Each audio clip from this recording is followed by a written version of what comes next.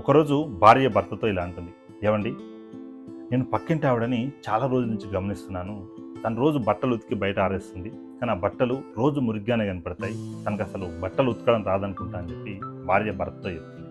ఇప్పుడు భర్త అంటాడు, అవునా, నీకెలా తెలుసు అంటే, నిజమేనండి, కావాలంటే మీరు చూడండి అని చెప్పి తన ఇంటి కిటికీ దగ్గరికి వెళ్ళి ఆ కిటికీలో నుంచి ఎదిరింటి ఆవిడ బట్టలు చూపిస్తుంది. చూపిస్తే నిజంగానే ఎదిరింటి ఆవిడ బట్టలు చాలా మురిగ్గా కనపడతాయి. ఇప్పుడు భర్త ఒకటి గమనిస్తాడు. గమనించి భార్యకు లోపలికి వెళ్ళి ఒక క్లాత్ తీసుకురా అని చెప్పి చెప్తాడు. చెప్పగానే భార్య లోపలికి వెళ్ళి ఒక క్లాత్ తీసుకొని వస్తుంది.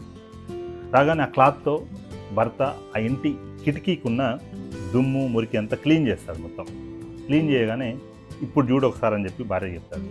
అప్పుడు భార్య చూస్తే ఎదిరింటి ఆవిడ బట్టలు చాలా నీట్గా కనపడతాయి. అప్పుడు భర్త అంటాడు, ఇక్కడ మురికి ఉంది ఎదిరింటి ఆవిడ బట్టలకు కాదు, మన ఇంటి కిటికీ.